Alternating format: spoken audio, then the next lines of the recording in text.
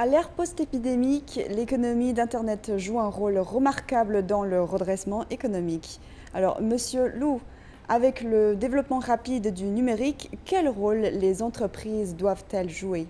Je pense que pour les entreprises, il est essentiel de tout d'abord avoir une stratégie numérique. Par exemple, des réflexions sur l'infrastructure, sur l'application, sur la sécurité, afin de s'équiper d'une expertise numérique.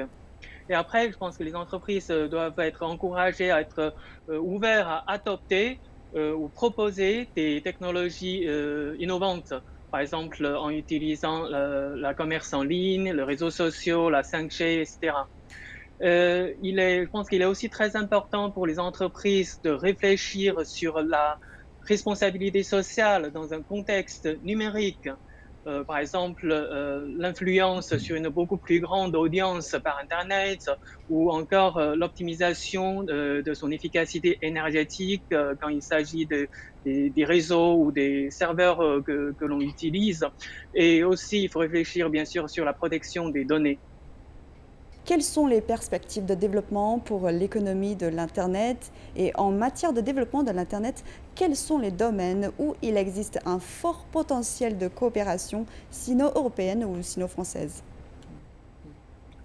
Moi, je suis convaincu que l'économie de l'internet va évoluer vers un tout nouveau système d'échange de biens et services avec de nouvelles règles et nouveaux modèles économiques. Donc, en termes de coopération sino-européenne ou sino-française, je pense que tout d'abord, il faut regarder sur la commerce en ligne internationale à travers les frontières. Et aussi, je pense qu'il faut aussi réfléchir ensemble sur la fintech, par exemple, sur la monnaie digitale, sur de nouvelles façons de paiement, de transactions euh, entre les pays. Et une troisième piste de coopération serait de déployer des technologies pour des entreprises tout en s'appuyant sur des expériences de la Chine, notamment sur la fabrication intelligente, sur la logistique intelligente, afin de pouvoir équiper plus d'entreprises mondiales à réussir son économie de l'Internet. D'accord. Et en fait, la gouvernance du cyberespace est devenue un sujet incontournable. Alors, Monsieur Boukaba, qu'en pensez-vous?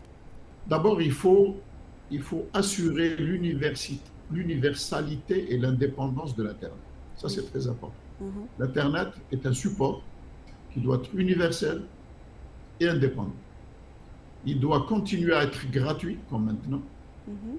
Il doit être neutre et il doit être sécurisé.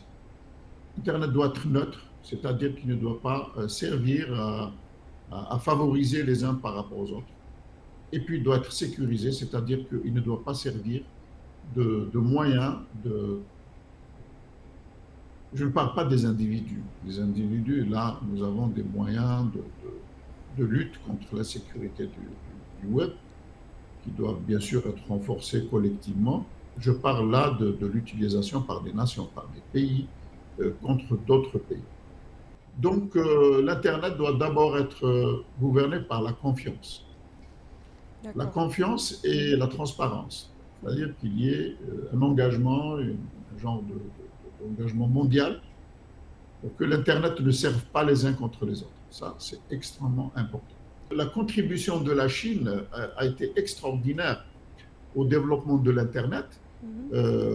Vous allez dans n'importe quel pays du monde, vous prenez n'importe quel ordinateur, vous trouverez que 80% de ses composants ont été fabriqués en Chine ou entièrement fabriqués en Chine.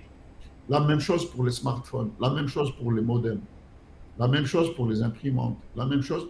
Vous voyez donc cette contribution-là est extraordinaire parce que sans cette contribution, l'Internet aurait été juste pour certaines couches, pour certaines grandes entreprises, à des coûts extrêmement élevés.